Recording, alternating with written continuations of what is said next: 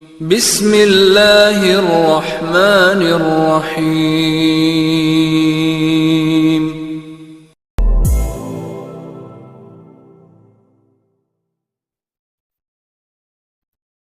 Bismillahirrahmanirrahim. Assalamualaikum warahmatullahi wabarakatuh.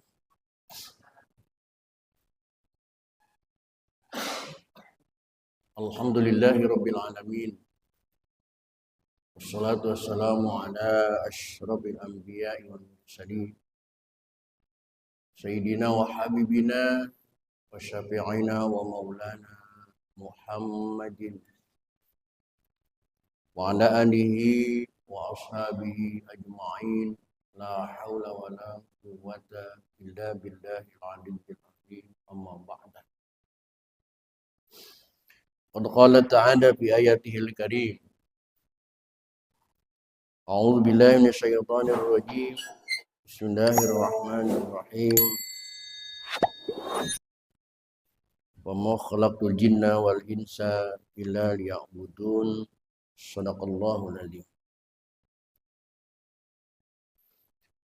Bapak-bapak, segenap pengurus dan jamaah Masjid Jami Nuruddin, bil khusus yang hadir taklim pada kesempatan malam ini, yang saya hormati dan yang saya muliakan. Semoga dengan asbab bertaklim kehidupan kita mendapat kemuliaan dari Allah Subhanahu wa taala. Amin. Puji serta syukur mari kita panjatkan kehadirat Allah. Salawat serta salam mari kita turut sanjungkan kehadirat Rasulullah Muhammad sallallahu alaihi wasallam. Hadirin rahimakumullah. Kajian kita pada malam ini melanjutkan metodologi fikih dengan kitab Fathul Qorib atau yang tayang di layar, yaitu kitab Tausyekh sebagai syarahnya. Malam ini kajian kita sampai di halaman 184. Halaman 184, 3 baris dari bawah ada kalimat faslun fima yata'allaqu bil mayyit. Silakan dicari dan diperhatikan, dan kita buka saja ta'lim ini dengan sama-sama membaca Ummul Quran surah Fatihah. Saya berharap kepada Allah Subhanahu wa taala, semoga dengan asbab membaca Fatihah Allah berkenan mengampuni dosa dan kesalahan yang pernah kita lakukan di masa lalu. Amin.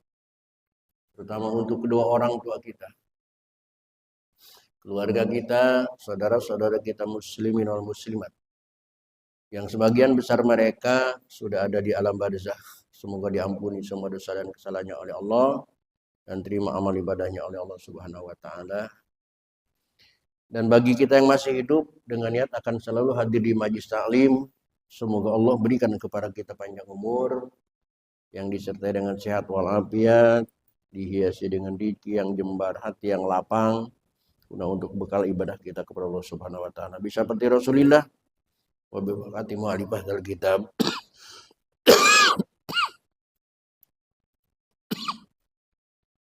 Wa bisiril Fatihah. A'udzu billahi minasyaitonir rajim. Bismillahirrahmanirrahim. Alhamdulillahirabbil alamin. Arrahmanir rahim. Maliki yaumiddin. Iyyaka na'budu wa iyyaka nasta'in. Ihdinas siratal mustaqim. Shiratal ladzina an'amta 'alaihim ghairil maghdubi 'alaihim.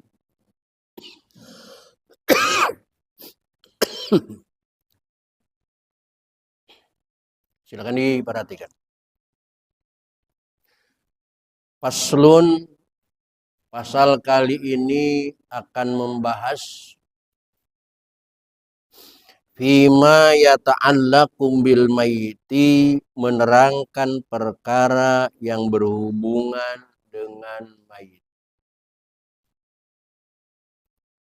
Saya harap setelah kajian pada malam ini tidak ada lagi pertanyaan, Pak Ustadz, bagaimana kalau ayah dan ibu saya meninggal tidak ditahlilkan?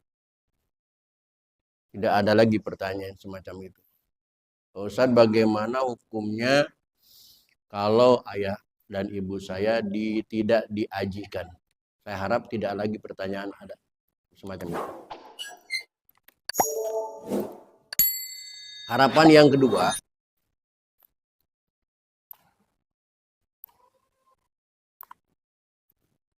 untuk memecah rekor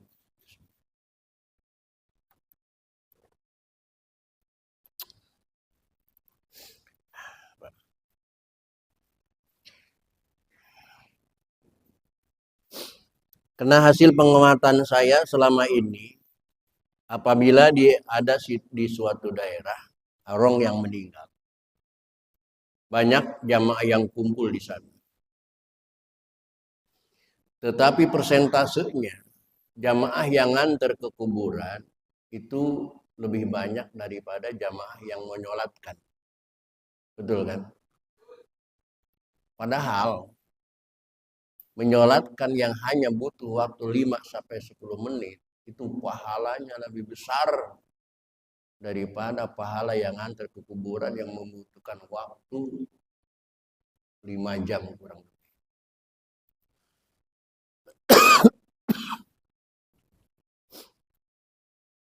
Kenapa orang tidak tertarik untuk menyolatkan? Padahal menyolatkan itu nyaris tidak ada risiko. Tapi ngantar ke kuburan itu rentan dengan risiko besar. Kebut-kebutan di jalan dan sebagainya. Seringkali terjadi berangkat ke kuburan bawa mayat, pulangnya bawa mayat lagi. Risikonya wah. Tapi kenapa masih banyak orang yang senang ngantar ke kuburan daripada nyolat? Saya tidak melarang ngantar ke kuburan, cuman kalau mau ngantar ke kuburan, yang pertama jangan urakan di jalannya, patuhi rambu-rambu, lampu merah ya berhenti. Ada yang nyalip biasa-biasa aja, ini main pukul mobil orang, mobil bagus, main hajar aja lampu merah enggak.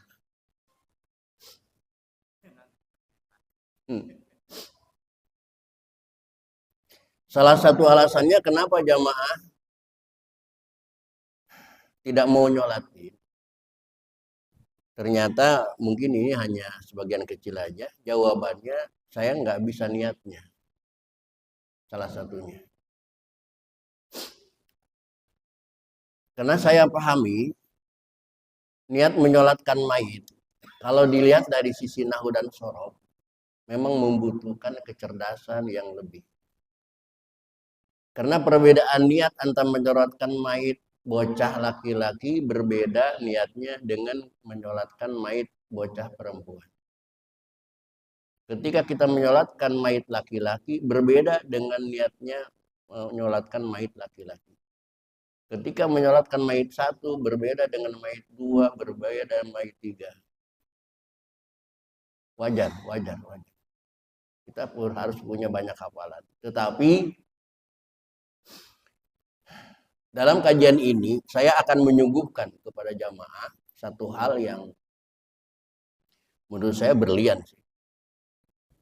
Bapak cukup hafal satu usolli, satu niat, itu berlaku untuk menyolatkan mayit bocah laki-laki, berlaku untuk menyolatkan mayit bocah perempuan, berlaku untuk menyolatkan dewasa, berlaku untuk menyolatkan laki-laki, berlaku untuk menyolatkan perempuan, bahkan berlaku untuk menyolatkan bencong sekalipun. Dengan niat yang satu. Bagaimana niatnya? Yuk kita ngaji dulu dah.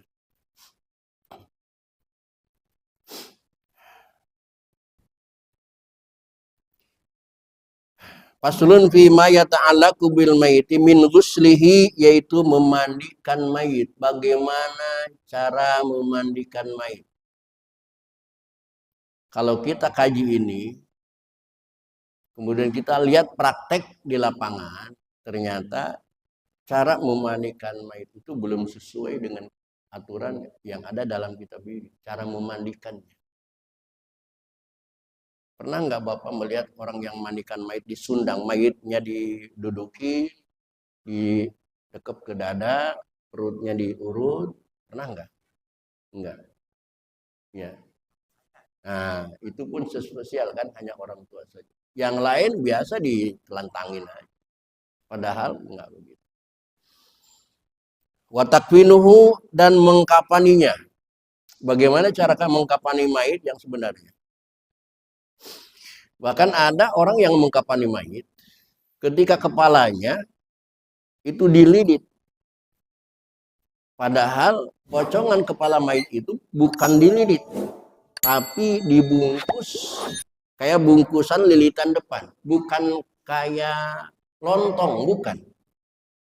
Karena kalau mayit itu dililit kayak lontong, ngikutin alur, ketika di kuburan dibuka wajahnya mau ditempelkan pipinya ke tanah itu kesulitan. Makanya cara membungkus mayit itu bukan begitu. Tapi ini mayit dipadukan ujungnya kain, dililitnya kainnya doang, nggak melilit badannya. Nah, ketika di kuburan nanti tinggal dibuka lilitan kainnya, otomatis wajahnya sudah kebuka. Bukan dililit kayak lontong, bukan. Itu. Kemudian washolatu alaihi, dan sembahyang atas jenazah. Bagaimana menyolatkan mayit? Nah, ini masalahnya, niatnya. Lalu wadabnuhu, bagaimana menguburkan mayit yang sesuai dengan aturan fikih.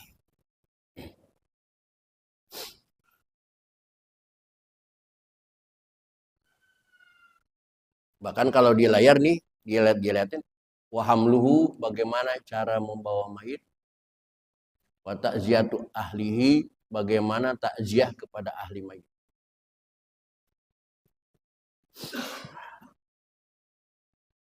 Insya Allah mudah-mudahan kita panjang umur, kita pelajari semuanya sampai tuntas. Wa yalzamu ala tariqi fardil kifayah, dan mesti atas jalan fardu kifayah.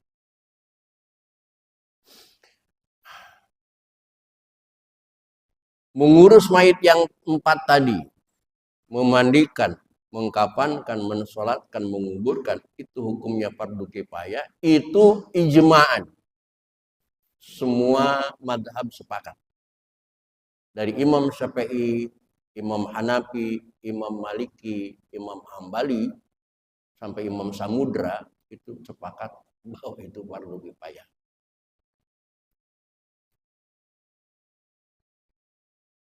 Apa arti fardu kifayah? Definisi fardu kifayah itu adalah bihaitsu fa'alal ba'du saqatal harju anil baqin. Yang artinya ketika ada di antara kita yang melakukan fardu kifayah ini, maka yang tidak melakukan tidak dapat dosa. Itu namanya fardu kifayah. Tetapi jangan berharap dapat pahala karena dia nggak melakukan, cuman nggak dapat dosa aja. Tapi sebaliknya, kalau tidak ada satu keluarga yang melakukan fardu kifayah ini, maka semua orang yang ada di wilayah itu semua terkena sanksi dosa dari Allah. Jadi fardu kifayah itu ibarat delegasi, perwakilan. Ala kulli man alima bil maiti.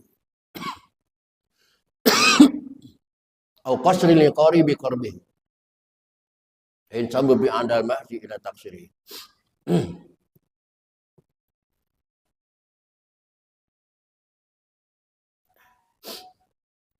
Fardu kifayah fil maitil muslimi, pada pengurus mayit yang muslim, ghairil muhrimi, selain orang yang harus kita rawat, yang harus kita urus oleh kita sebagai hukum fardu kifayah adalah mayit yang muslim. Diperlakukan 4 hal tadi, kecuali mayit yang muhrim, sedang ihram bihajin, apakah ihramnya ihram haji atau umratin atau ihram umrah. Bagaimana kalau ada mayit kafir? Ketika kita menemukan mayit kafir, maka tidak dianjurkan kepada kita untuk mengurusnya. Silahkan serahkan kepada komunitasnya. Kita hanya ngurus mayit muslim. Tetapi yang aneh seringkali terjadi, saya mendapat pengaduan dari orang-orang muslim ketika ada seseorang yang sudah bersyahadat dari noni, bersyahadat dia jadi mu'alaf, kemudian dia meninggal, itu biasanya keluarganya itu mencabut kembali ya si mu'alaf tadi untuk diurus oleh keluarganya. Rata-rata di mana-mana begitu. Walaupun dia sudah muslim, KTP-nya sudah muslim, tetap dipaksa oleh keluarganya, diambil ke rumahnya, diurus secara noni.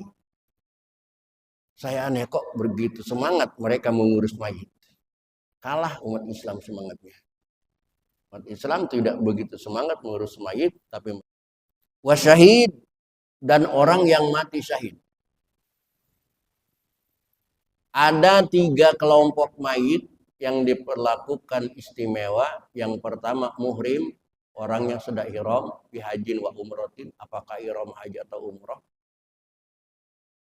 Wasyahid dan orang yang mati syahid diperlakukan istimewa. Wa ghairi siqati dan mayit anak yang keguguran itu juga diperlakukan istimewa, tidak memenuhi yang 4 ini.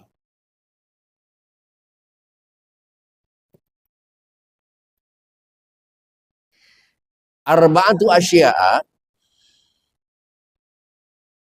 wayal jamu tadi kalau istilah santri mah wayal jamu itu fiilnya, fiil mudhari, fa'ilnya arba'atu asya'a wajib melakukan 4 faktor. Gusluhu yang pertama memandikan mayit. Wa takwinuhu dan yang kedua mengkafankan mayit. Wassalatu alaihi dan yang ketiga mensolatkan atas mayit, atas jenazah. Wa dafnuhu dan yang keempat menguburkan mayit. Lihat di layar.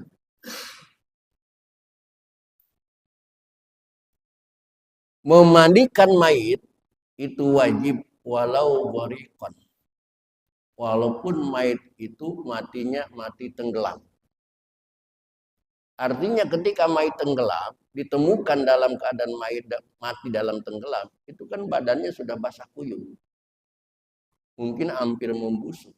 Tapi kendati pun mayit itu sudah badannya basah kuyup, itu tetap harus dimandikan lagi. Walau ghariqan. Wa yatamu kamar ghariqan. Ketika dimandikan tidak bisa, itu harus ditayamumkan. Kamalau khuriqa binari, seperti mayit yang mati terbakar api. Dimandikan merotol, maka harus ditayamumkan. Wa kana bihi suluhu setahri. Wa kama laum la yajid ila ajabi fil marati rajul. Ayo mal mayit bi. As-saghir alladzi lam yakun. Bahkan di kitab lain dijelaskan walaupun mayit itu sudah dimandikan para malaikat, tetap kita harus memandikan lagi. Karena malaikat tidak termasuk kewajiban yang ini. Kewajiban yang 4 ini adalah kepada kita sebagai manusia. Seandainya di suatu daerah ada orang soleh meninggal,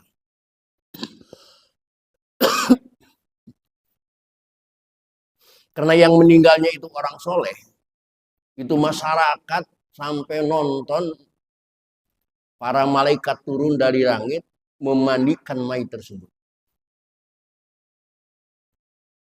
Setelah dimandikan sama malaikat, itu mayit tetap wajib dimandikan oleh manusia. Karena kewajiban ini manusia. Adapun malaikat tidak berkewajiban mengurusin mayit. Ini urusan manusia. Hatta sampai sudah mayit itu dimandikan malaikat, tetap berkewajiban kepada kita untuk memandikan mayit. Karena mayit itu bukan urusan malaikat. Di kitab lain sampai dijelaskan begitu. Di kitab ini nggak ada. Wa takwinuhu dan mengkafankan mayit. Apa mengkafankan mayit? Ba'da guslihi. Setelah dipendamkan, Setelah dimandikan, aubadlihi bimalihi labsuhayan min haririn wa ghairihi. Nah, selama ini yang Bapak pernah tahu, mengkapankan mayit itu pakai kain bahan apa? Hah? Mori. M ya. Mori. Bukan bukan wori. Mori. Bahasanya yang benar yang mana? Mori apa wori? Mori. Mori. Artinya kain yang spesial bukan buat bungkus mayit. Tidak ada orang hidup mau memakai kain itu. Iya kan? Iya. Kayaknya hina banget mayit.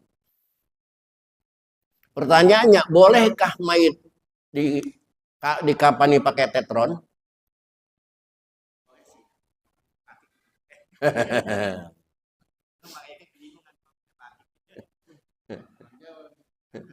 Nih, di sini dijelaskan.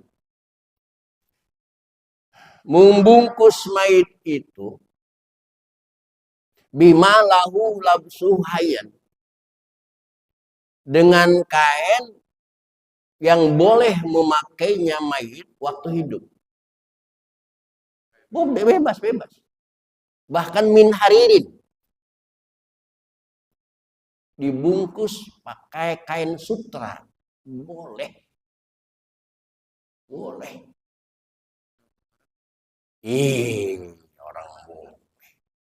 boleh. Wanita kaya raya. Hidupnya, pakaiannya mahal. Bajunya sutra semua.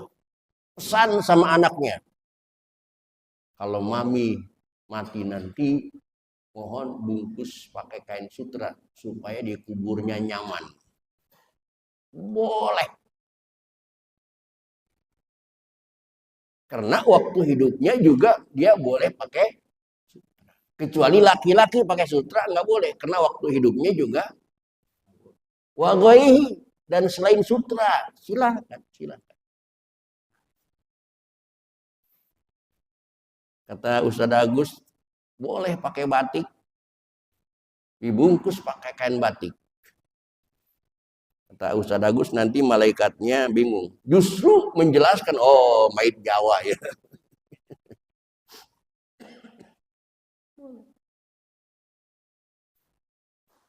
Cuman jadi pocongnya nggak lucu ya, masa pocong batik.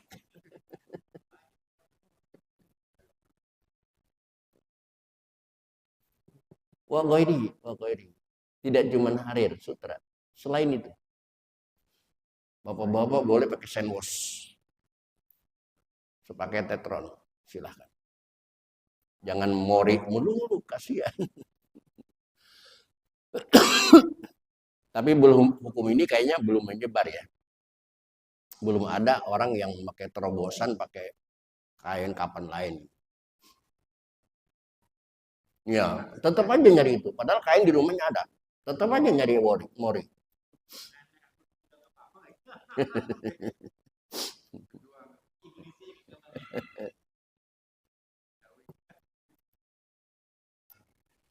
Nah, wassalatu alaihi, menyolatkan mayit ba'dal ghusli, setelah diadusi au badlihi, wujuban, itu wajib. Kalau ta'adzara tahrukan wa qafi hukratin ta'adzara ikhraju wa tahara lam yusalli alaihi. Bahkan mayit itu tidak boleh disolatkan sebelum dimandikan. Ka'an waqa'a fi hukratin. Seperti mayit yang jatuh ke sepiteng. Wa ta'adzara ikhraju. Sulit mengeluarkannya karena sepitengnya kecil, wataharahu, watuhri, dan tidak bisa dimandikan, maka lam yusolli alaihi, tidak boleh disolatkan. Karena menyolatkan mayit itu sudah harus dalam keadaan bersih. Permasalahannya mayit yang dipulangkan dari rumah sakit di peti itu sudah dimandikan apa belum?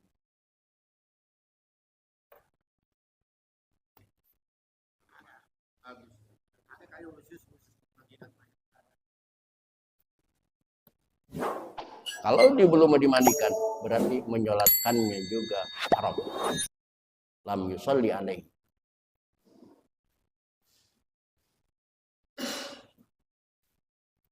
Wa ba'da takfin. Adapun pembungkusan mayit berhubungan dengan sholatkan, itu sebenarnya tidak ada hubungan yang erat. Hanya bal tukrahu salatu alaihi qabla takfinihi, makruh menyolatkan mayit sebelum dibungkus. Cuman makruh saja. Tapi harus setelah dimandikan. Adapun kapan enggak terlalu erat. Li'anna dzalika yasyiru bil i'anati. Wadabnuhu, dan memendam mayit, menguburkan mayit itu fi qabrin, dalam kuburan, walau lin hawidibin wa qatil li nafsi qiyasan ala ghairi wa mal haqqu bidabni kal iqai fil bahri wa ita'i dukatin ala wajhil ardi idza lam yakun khufru wa yajibu aidan hamdu kan sabab.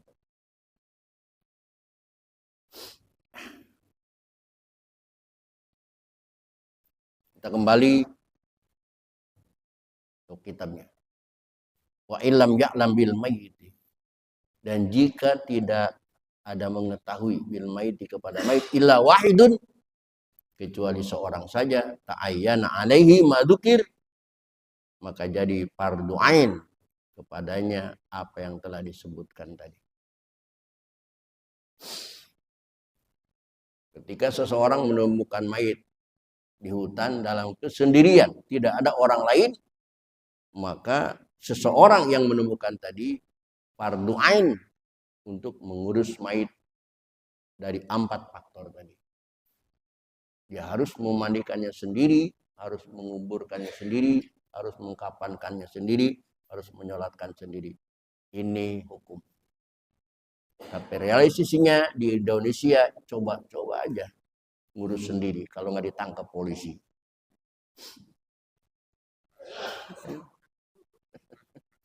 Masuk ke. Makanya kadang-kadang hukum itu bertentangan dengan Pancasila. Karena Pancasila bukan dari Islam.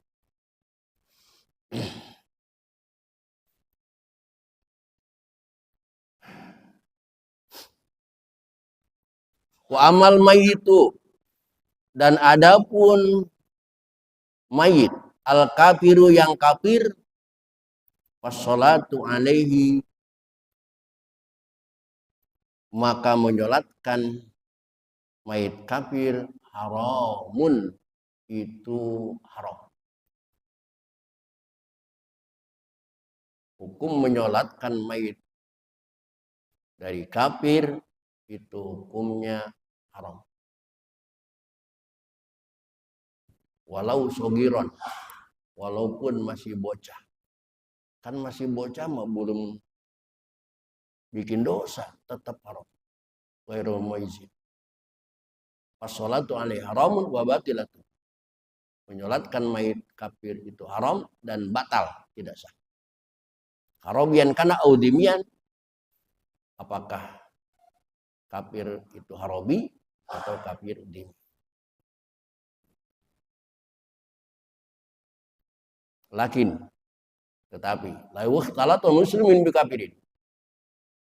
Kalau ada percampuran antara mayit kafir dan mayit muslim, kena gempa bumi, kena tsunami, yang meninggal bukan cuma muslim, tapi juga ada orang kafir dikumpulkan dalam satu tempat, seperti di Aceh tahun 2000. Bagaimana menyolatkan? Sholat ala jami, sholatkan saja semuanya.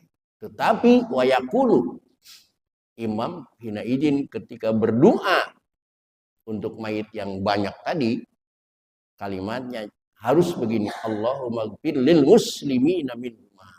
Tetap doanya muslimin Nah, ini ajaran bagi kita mendoakan orang kafir ketika keselamatan. Orang kafir bangun rumah, bikin pabrik, panggil ustadz selamatan, silahkan aja selamatan di situ. Baca Fatihah di situ, baca zikir di situ, tapi doanya tetap Allahumma gfir lil muslimin wal muslimat wal mu'minin wal mu'minat. Jangan mendoakan supaya mereka diampuni dosanya oleh Allah. Tidak boleh. Tetap doanya muslimin wal muslimat.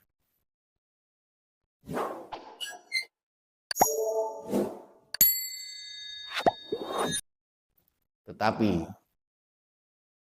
timbul permasalahan. Kalau kita tiba-tiba menemukan mayit di laut umpamanya, atau di hutan umpamanya sendirian, kita tidak tahu mayit itu muslim atau kafir. Bagaimana inisiatif kita menghadapi mayit yang tidak ada KTP-nya? Dilihat KTP-nya nggak ada, malu orang.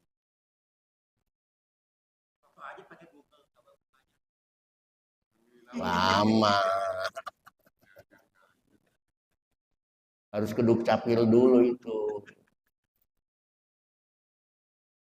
Maka jawabannya yang gampang, lihat sudah dihitan atau belum.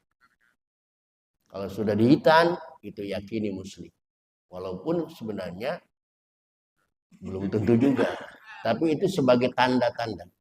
Tanda-tanda yang bisa dipercaya. Kalau nggak dihitan, jangan urusin. Karena itu pasti kafir. Gak mungkin muslim tidak dihitan. Salah satu ciri. Wa yajuzu ghusluhu fil halaini. Dan boleh memandikan kafir fil halaini dalam dua hal. Ay halal harbiyah wa dhimiyah. Wa yajibu dan wajib takfinu dhimmi, mengkafani mayit kafir dhimmi, wa dafnuhu, dan menguburkannya. Dunal arabi, tidak wajib menguburkan, mengkafankan mayit arabi, wal murtadi, dan orang murtad. Nah, tadi wal murtadi. Nah, ini itu berat, Pak. Orang murtad fala yajibu takfinuhu, tidak wajib dikafankan, walab dafnuhu, dan tidak wajib dikubur. Salah satu contoh kafir murtad adalah orang yang bunuh diri. Itu sudah murtad. Kenapa dia bunuh diri? Karena dia tidak ridho menerima takdir Allah. Dia diberikan Allah hidup miskin, dia tidak terima dibikin miskin, berarti tidak menerima takdir Allah, adalah murtad. Diputuskan pacarnya, padahal itu kan sudah Allah yang atur. Jodoh, pati, bahagia, itu Allah aturan Allah. Dia tidak terima dengan takdir Allah, berarti dia murtad. Nah, orang murtad, orang bunuh diri, ini banyak. Hati-hati Bapak, jangan berani-berani menyolatkan. Karena orang yang bunuh diri, dikafankannya pun tidak wajib, bahkan dikuburkannya tidak wajib. Terus digimanain? Digimanain? Kafir itu mayit orang bunuh diri. Ini sadis nih. Ini ekstrim ini kita. Bapak lihat nih. Bal yajuzu igra'il kilabi ala jifatiha. Boleh kepada kita mengundang serigala untuk memakan bangkainya orang yang murtad. Segitunya. Saking jengkelnya sama orang murtad. Atau mungkin kalau di Muara Baru dia lempar aja ke laut. Biar igra'ul ikan. Panggil ikan-ikan gede biar ngeroyok mayit itu. Itu boleh. Ya juzu, boleh. Sadis. Ini kalau kedengaran polisi, saya kena sanksi ini.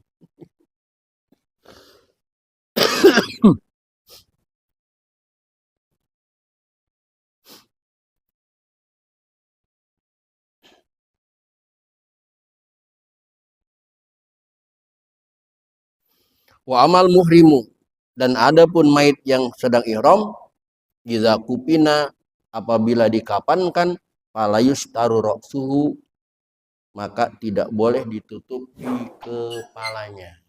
Karena orang yang sedang ihram tidak boleh menutupi kepala. Bahkan kalau sedang ihram menutupi kepala itu kena dam. Saya berangkat Haji Herman dulu, ada salah satu anggota kita yang kena sanksi karena begitu pakai kain ihram melaksanakan umroh, dia menutupkan kain ihramnya ke kepala, itu kena sanksi. Kalau nggak ditolong sama saya kena sanksi. Memang panas. Nggak boleh. Fala yustaru ra'su wala wajhun muhramah. Nah, amma syahidu. Adapun orang yang mati syahid, fala yusalla, tidak perlu disolatkan. Alaihim. Subhanallah. Orang mati syahid itu disolatkan aja udah nggak perlu. Fala yugsalu, nggak usah dimandikan. Kubur bersama darah yang berceceran waktu perang. Fala yusalla alaihi, dan tidak mesti disolatkan. Kama dzakar musannifu biqauli. Kama dzakarahu, sebagaimana yang ditutur oleh Kiai Musannif biqaulihi, dengan kata-katanya. Apa selanjutnya kata Kiai Musannif? Wa isnani la yusalani wa la yusalla alaihima, dua kelompok mayit tidak mesti dimandikan, tidak mesti disolatkan, karena sudah dijamin masuk surga oleh Allah Subhanahu wa taala. Siapa saja, insya Allah akan kita lanjutkan pada pertemuan yang akan datang. Untuk malam ini cukup sampai di sini. Assalamualaikum warahmatullahi wabarakatuh.